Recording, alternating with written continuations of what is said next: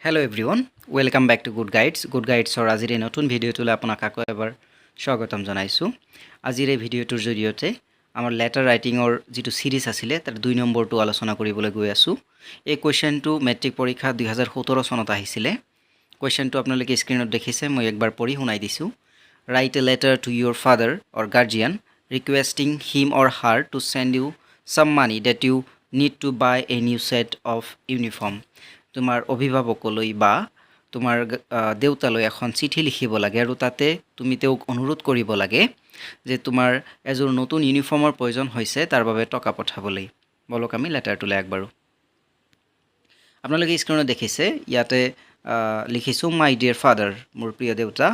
Examination হল আৰু ডেটটো লিখিলে হ'ল, মানে সেইটো ডেট যিটো এক্সামৰ ডেট সেই ডেটটো লিখিলে হ'ল, বা যিদিনাখন লেটাৰটো লিখা হৈছে সেই লেটাৰৰ ডেটটো লিখিলে হ'ল।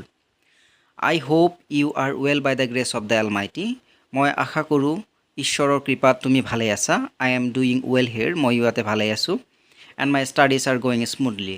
আৰু মোৰ পঢ়া-শুনাও ঠিকঠাকে চলি আছে। I am writing to inform you that মই তোমাক এই চিঠিটো লিখি আছোঁ এইটো কথা জনাবলৈ যে I need to buy a new set of school uniform as the one I have is old and no longer fits me properly. যে মোক এযোৰ নতুন স্কুল ইউনিফৰ্মৰ প্ৰয়োজন হৈছে, কাৰণ যিটো স্কুল ইউনিফৰ্ম মোৰ আছে সেইটো পুৰণা হৈছে আৰু এতিয়া সম্পূৰ্ণৰূপে মোৰ ফিট নহয়। Therefore, গতিকে I kindly request you to send me some money to purchase it. গতিকে তুমি মোক অনুগ্ৰহ কৰি কেইটামান টকা দিয়া যাতে মই এইটো নতুনটো কিনিব পাৰোঁ। Please send the amount at your earliest convenience. যিমান সোনকালে সম্ভৱ টকাখিনি পঠাবা। Convey my regards to mother and love to the younger son. মাৰ প্ৰতি মোৰ মৰম যাচিবা আৰু সৰুবোৰৰ প্ৰতি মোৰ ভালপোৱা যাচিবা। ধন্যবাদ।